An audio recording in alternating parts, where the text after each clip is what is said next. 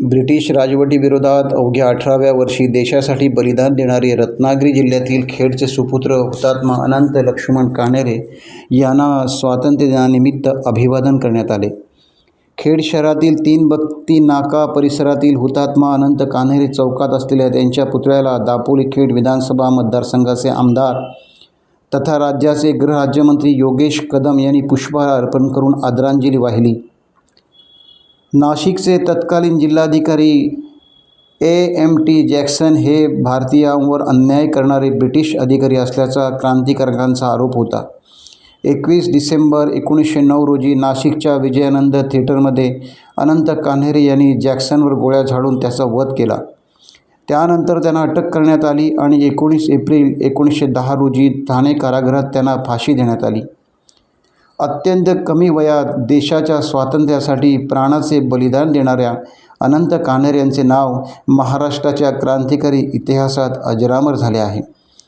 त्यांच्या शौर्याची आणि देशभक्तीची प्रेरणा तरुण पिढीला मिळावी यासाठी खेड शहरातील मध्यवर्ती ठिकाणी हुतात्मा अनंत कान्हेरे यांचे लवकरच भव्य स्मारक उभारले जाईल, अशी घोषणा गृहराज्यमंत्री योगेश कदम यांनी यावेळी केली। खेडच्या भूमीने देशाच्या स्वातंत्र्य लढ्यात दिलेल्या महान क्रांतिकारकाच्या स्मृतींना कायमस्वरूपी उजाळा देणारे हे स्मारक उभारण्याच्या घोषणेमुळे स्थानिक नागरिकांमध्ये समाधान व्यक्त होत आहे। मी आज 80वा स्वातंत्र्य दिन साजरा करत असताना खेडमधील मूळ गाव असलेलं ऐनी गाव हुतात्मा अनंत कान्हेरेंच्या पुतळ्याला मी अभिवादन केलेलं आहे।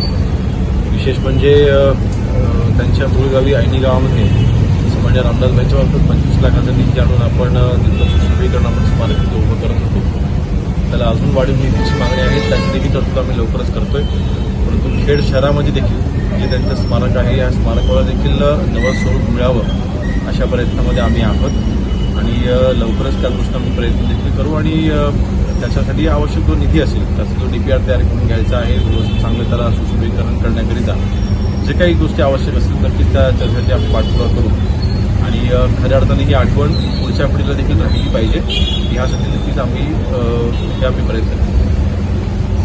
टाइम्स डिजिटलला लाईक करा, शेअर करा, सबस्क्राईब करा आणि बेल आयकॉन दाबायला विसरू नका।